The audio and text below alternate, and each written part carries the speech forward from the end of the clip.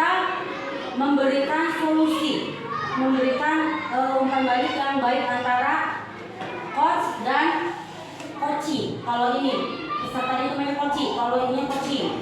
Mentoring itu saya di sini ini berarti saya menggunakan metode mentoring, menyampaikan pembelajaran, menyampaikan modul yang sudah saya dapat. Dan terakhir itu konseling. Itu konseling itu antara guru dengan murid boleh, antara guru dengan guru boleh, atau guru dengan kepala sekolah boleh, untuk menyampaikan konseling pembahasan masalah yang sedang dihadapi. Ini saya berarti menggunakan metode mentoring, yaitu saya selama pembelajaran saya mengambil materi tentang konsep asesmen pembelajaran digital di era digitalisasi. Ini pengertian asesmen. Asesmen adalah proses pengumpulan dan pengolahan data yang berkaitan dengan pengembangan anak serta penyajian hasil dari bentuk deskripsi dan narasi yang digunakan untuk mengenali secara rinci. Asesmen itu dalam umur itu ada beberapa asesmen diagnostik, asesmen umpan balik, asesmen tanya jawab antar guru dan siswa. Tujuan asesmen yang pertama yaitu pencapaian kompetensi peserta didik. Kompetensi ini mencakup keterampilan, pengetahuan, dan sikap yang harus dimiliki oleh peserta didik. Dengan menilai pencapaian kompetensi, guru dapat mengetahui kemajuan peserta didik dan memberikan umpan balik yang tepat untuk mencapai kompetensi yang diharapkan. Yang kedua, memberikan umpan balik yang efektif. Kadang kita mengajar itu tidak hanya untuk kita mengajar lalu kita mengerti, tapi kita harus juga melibatkan siswa agar siswa itu memberikan respect kepada kita agar memberikan umpan balik yang baik. Dengan memberikan umpan balik yang tepat, guru dapat membantu peserta didik memahami kelebihan dan kekurangan dirinya. Kadang kita belajar yang aktif satu anak saja, tidak memberikan kesempatan kepada anak lain untuk memberikan umpan balik. Yang ketiga, meningkatkan mutu pembelajaran. Dengan melaksanakan asesmen secara formatif, guru dapat mengetahui kekurangan dan kelebihan peserta didik serta menyesuaikan pembelajaran agar lebih efektif. Yang keempat, mendorong pengembangan diri peserta didik. Tujuan PUMER atau kurikulum merdeka adalah mendorong pengembangan diri peserta didik dengan memberikan umpan balik yang efektif dan dapat memahami kekurangan dan kelebihan diri kemampuannya. Nah, ini contoh kita pembelajaran manakah yang lebih menarik bagi siswa. Yang pertama, gambar pertama kita menonton film tentang anti bully ataupun di dalamnya itu tentang pembelajaran di mana di dalamnya ada silsilah norma, norma agama, norma hukum dan sebagainya dengan menonton film. Dan yang kedua, mencatat pelajaran dengan melihat buku. Ya, ada dua pembelajaran yang kadang anak itu lebih respect, lebih menarik, lebih itu kita menggunakan digitalisasi Bapak Ibu.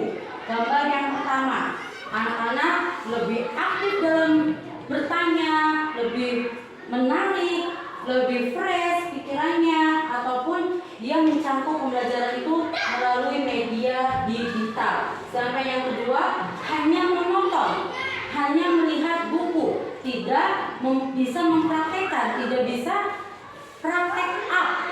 Bagaimana sih misalnya kita menerapkan norma agama di dalam kehidupan sehari-hari? Bagaimana sih kita tidak bisa menerapkan norma hukum di dalam kehidupan sehari-hari? Makanya di era digitalisasi sekarang kita harus punya up ataupun action dalam setiap pembelajaran ataupun contoh dalam setiap pembelajaran. Ini mengelola asesmen digital dengan kuisis. Mungkin Bapak Ibu ada yang sudah menggunakan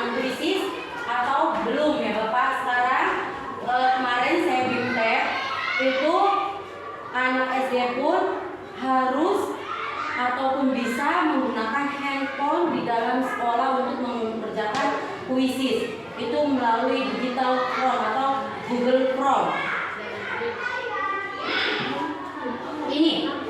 Ini digital ataupun aplikasi online yang bisa digunakan Bapak Ibu dalam mengajar. Yang pertama ada Quip, yang kedua Go, dan yang ketiga Canva. Masih banyak yang lainnya, ada Jambore, ada namanya lagi yang lain Kakak. Masih banyak lagi. Yang saya ambil itu 3, Quip, Wow, dan Canva. Tapi kebanyakan yang sudah beredar itu melalui Canva. Yang saya buat juga awalnya melalui Canva, Bapak Ibu. Lalu saya up menjadi PPT, lalu saya menjadikan sebagai PowerPoint. Yang biasanya digunakan itu melalui Canva, yang sudah kemarin kita dengar ataupun sudah ada di SDN 1 Pabuaran Lor, kalau nggak salah, tentang mahasiswa yang mengaplikasikan Canva di dalamnya ya. Ini beberapa aplikasi online yang sudah beredar di guru memakai aplikasi ini. Nah, ini kuisis dan kelebihannya. Dalam kuisis itu ada kelebihan dan kekurangan pastinya Bapak Ibu. Di sini kuisis dapat memberikan data dan statistik hasil kinerja secara langsung. Misalnya kita bikin Google Form, lalu kita mengisi email yang sering Bapak Ibu lakukan itu kayak survei, itu datanya langsung ke pusat dan langsung di-up oleh sekolah yang bersangkutan. Dapat dikerjakan saat pembelajaran berlangsung atau bersama-sama, dapat dijadikan PR sehingga dapat dikerjakan kapan saja dan di mana saja oleh siswa, asalkan tidak melebihi batas waktu yang sudah ditentukan. Kelebihannya yang pertama, memiliki fitur untuk presentasi pembelajaran dan asesmen. Ketika kita belajar kuisis, tidak hanya guru aja yang bisa, tapi siswa pun bisa melakukan kayak saya berdiri seperti ini, dia melakukan presentasi, dia melakukan asesmen dan yang lainnya. Memiliki banyak template yang pakai, kayak saya template yang pakai, misalnya seperti ini buku ataupun Garuda ataupun yang lainnya. Itu analisis asesmen, hasil asesmen siswa. Kita mempunyai analisis tersendiri Bapak Ibu dalam kita melakukan kuisis. Yang keempat, dapat digunakan oleh pendidik dari tingkat PAUD hingga perguruan tinggi. Sekarang kita zamannya di era abad 21, di mana semuanya itu harus digitalisasi. Jangan sampai kita dipenuhi oleh digitalisasi, tapi digitalisasi lebih pintar dari kita. Jangan seperti itu. Tapi kita gunakan digitalisasi itu dengan yang bermanfaat, yang memberikan pesan dan pelajaran yang baik. Yang kelima, pengaturan waktu kuisis yang fleksibel. Yang keenam, aplikasi ini semakin menarik karena dapat mendatangkan gambar ataupun meme lucu pada setiap pertanyaan. Misalnya kita pertanyaannya apa, lalu kita beri meme ataupun gambar emot love ataupun sip ataupun yang lainnya. Masih banyak yang digunakan. Nah, ini cara membuat kuisis.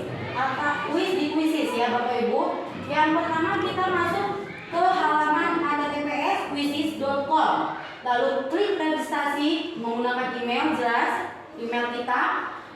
Sukses registrasi, kita klik teacher. Isi kotak sesuai permintaan. Misalnya kita permintaannya membuat soal tentang digitalisasi, soal matematika, soal bahasa Indonesia ataupun yang lainnya, terserah Bapak Ibu untuk mengaplikasikan apa yang diinginkan. Yang lalu lanjutkan. Setelah itu, setelah membuat kuisis, yang kedua itu klik buka pembuat kuis.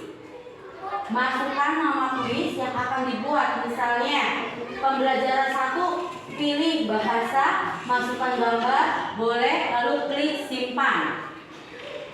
Yang ketiga, klik buat pertanyaan baru untuk mulai membuat pertanyaan.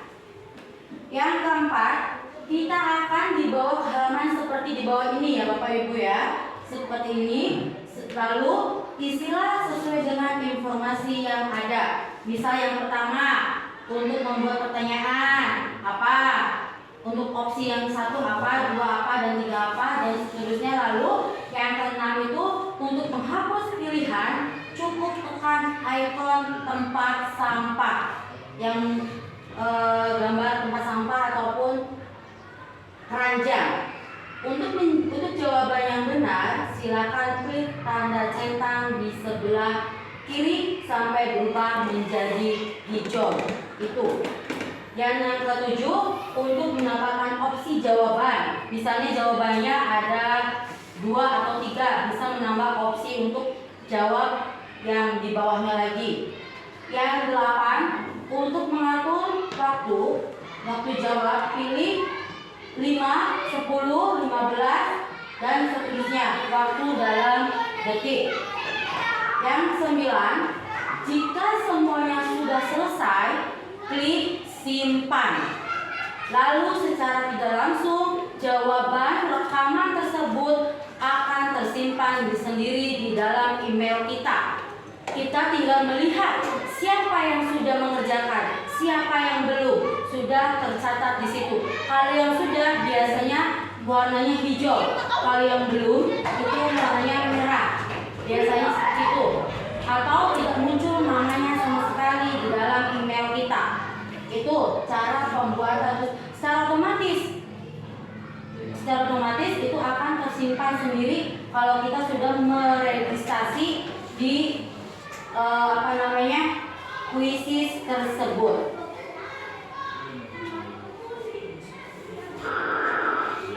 Terus membuat kuisis yang kedua, yang kelima, yaitu silakan membuat pertanyaan sebanyak yang Anda inginkan.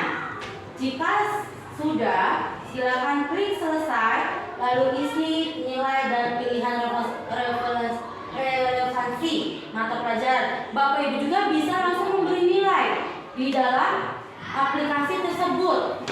Misalnya Bapak yang memberikan 80, 90, Bapak langsung bisa memberikan nilai atau Ibu bisa memberikan nilai di dalam kuisis tersebut. Nilainya langsung muncul. Ada yang 80 kadang kalau kita jawabannya benar, ada yang 90, ada yang 70, dan seterusnya. Untuk siswa kelas berapa, pilih kelasnya, pilih subjek relevansi, silakan pilih kuis tentang apa. Cara memberikan pertanyaannya, tadi kita memberikan soal kuisnya, sekarang pertanyaannya kepada siswa. Langkah pertama yaitu klik permainan langsung. Kemarin saya selama digitalisasi itu memberikan kuisnya di Jambore, menjadikan Jambore dari pembicaranya. Lalu saya klik alamat email itu, alamat Jambore itu, lalu saya isi. Susah memang, berebut karena 400 sekian peserta harus masuk semua memberikan jawaban. Memberikan jawaban, ada 3 jawaban di dalam kuis itu yang masuknya itu ke Jambore. Ya, ada kita memberikan Jambore kemarin. Kalau kuisisnya kita pakainya Google Form, terus kita belajar di Classroom, dan banyak lagi yang kemarin saya dapat di dalam BIMTEK digitalisasi pembelajaran selama 2 minggu pekan. Sulit, memang awalnya sulit, tapi dengan coach, dengan mentoring, dengan konseling yang enak, dosen yang enak, pembicara yang enak, maka semuanya mencangkup materi yang sudah ada. Saya sekarang dipaparkan ke Ibu Bapak. Sebenarnya ada lagi. Sebelum asesmen ada konsep, ada dasar-dasar, ada konsep digitalisasi, ada dasar-dasar digitalisasi, dan yang ketiga itu asesmen digitalisasi. Cuma yang belum ada itu penggunaan aplikasi online yang sering Ibu Bapak gunakan.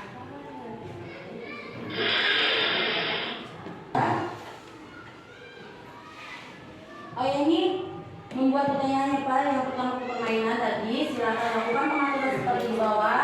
Jika berwarna hijau, pertanyaannya akan acak buat hijau. Jika warna hijau, Coba dengan acak, buat warnanya yang beda, buat hitam ataupun yang lainnya. 4-8 buah biji buat hijau. Ini seperti ini kalau sudah masuk ke dalam kuisis, ini seperti ini. Ini nilainya nanti kalau sudah masuk di token, kalau ini sebagai tokennya Pak Bu, lalu start, lalu akan keluar semua pertanyaan ataupun kita bisa menjawab dalam semuanya. Bisa melalui HP, bisa melalui laptop ataupun yang lainnya yang memadai fasilitasnya. Yang jelas akses itu hanya bisa dilalui melalui online. Ya Pak Bu, itu hanya bisa melalui online. Jelas kalau online, kalau offline tidak bisa. Makanya dinamakan kita belajar di digitalisasi. Cara mengikuti kuis online Quizizz. Langkah pertama, enter joinquizizz.com, lalu klik icon gabung. Lihatlah gambar di bawah ini. Langkah kedua, mintalah siswa memasukkan kode yang ini ya Pak Bu. Nih, kode yang ini minta siswa dimasukkan ke dalam aplikasi ini. Siswa yang telah bergabung akan terlihat di layar laptop guru seperti Zoom. Berarti siswa berabsen, itu termasuk absensi siswa. Absen siswa itu masuk atau tidak, bisa atau tidak, berarti siswa itu ada. Kalau ada berarti masuk, mengerti dan memahami. Kuis dapat dimulai setelah semua siswa mengikuti kuis. Guru hanya perlu mengklik mulai. Kalau siswanya sudah hadir semua, kalau belum hadir nih, kita nunggu 5 menit. Kalau memang 5 menit ini siswa ini belum datang juga, itu keputusannya ada di guru, bisa mulai atau tidak. Kalau memang sekiranya cukup segini siswa, tidak perlu sini datang, silakan klik mulai untuk memulai kuis tersebut. Nah, itu ya Bapak Ibu, sedikit modul ajar ataupun sedikit materi yang diperoleh saya kemarin selama di sini. Saya juga memberikan karena perlunya umpan balik ataupun pertanyaan yang mungkin sekiranya saya bisa jawab, mangga Bapak Ibu untuk bertanya, saling diskusi, saling memberikan tanggapan. Mangga Ibu Anis. Izin bertanya, perkenalkan nama saya Anis Kesulja. Izin bertanya Ibu mengenai digitalisasi yang tadi Ibu paparkan, insya Allah cukup jelas. Namun pertanyaannya, apakah dengan cara metode digitalisasi ini harus kita praktekkan kepada siswi di SD khususnya, wajib atau tidak? Kalaupun semisal harus, berarti satu anak harus minimal mempunyai handphone. Itu saja. Ya, ada lagi? Saya Bu Dewi. Ya. Makasih atas waktunya. Pertanyaannya, digitalisasi perlu siswa membawa atau punya handphone. Nah, dari kelas berapa sajakah atau semua siswa? Karena kelas 1 kan mungkin tidak mungkin ya, menurut saya tidak mungkin. Nah, 1 mungkin ada orang tua siswa yang belum membolehkan memegang HP dan juga masih gaptek, apalagi siswanya banyak. Ya Bu Anis mungkin kerepotan, tingkah laku siswa juga udah kewalahan, apalagi mengajari satu persatu anak. Nah, dari mulai kapan kita bisa menerapkan digitalisasi ini, dan bagusnya dari kelas berapa aja? Oke. Asik. Itu mungkin pertanyaan itu akan bergabung ya, akan bergabung. Yang pertama itu apa HP itu harus dimiliki oleh siswa? Kita melihat keadaan sekolah, lingkungan sekolah kita. Tidak semuanya itu, memang tidak semuanya itu anak mempunyai handphone, apalagi bisa mengaplikasikan media sosial dengan baik, bisa menggunakan aplikasi sosial, aplikasi yang online dengan baik, gitu ya. Yang jika memang digitalisasi ini harus diterapkan, maka lihatlah fasilitas sekolah terlebih dahulu. Jika memang memadai, itu bisa diterapkan dari yang menggunakan Kummer. Berarti bisa kelas 1, kelas 2, kelas 4, dan 5. Itu yang kemarin saya tangkap. Yang bertanya seperti itu di dalam digitalisasi. Walaupun kemarin kendalanya banyak sekali, yang internetnya sebenarnya buruk, yang tidak punya HP, yang sekolahnya kecil, dan banyak hal lainnya. Tapi pihak BKPSDM tersebut akan mensiasati semua itu agar rencana ini terlokasi dengan baik dan sukses. Mungkin seperti itu. Digitalisasi, apalagi ya kalau sudah siap, cobalah perlu banteng. Kalau dua siswa satu HP mah kayaknya ada. Tapi kalau siswa kelas 1 diberikan HP dan diarahkan guru pun belum bisa memahami. Apalagi kalau buka HP langsung ke games, ya susah banget. Buat ini, masuk ini, pasti yang namanya siswa kelas 1 pasti bandel banget. Ya, kita bisa merasakan sendiri lah, belum bisa diaturnya. Nah, jadi menurut saya mah kurang efektif buat diterapkan di kelas 1 atau 2 ya. Kalau kelas 3 mungkin bisa diatur, sudah bisa diatur, diarahkan bagaimana cara menggunakannya. Nah, apakah dari BKPSDM itu nanti ada tim khusus kalau sudah diterapkan kurikulum Merdeka ini di sekolah, dilihat apakah sekolah ini sudah menggunakan digitalisasi tidak ya, atau nanti kalau tidak ada atau tidak menerapkan itu ada apa ya namanya sanksi tersendiri atau bagaimana ya. Makasih itu aja. Kemarin saya tangkap dari itu BKPSDM itu sendiri ada solusi ataupun nanti ada solusi itu, apakah akan tetap menerapkan yang sudah melakukan Kummer ataupun yang sudah melakukan Kummer tapi kelas atas. Kemarin seperti itu. Tapi untuk mensiasati itu dari pihak BKPSDM tersebut itu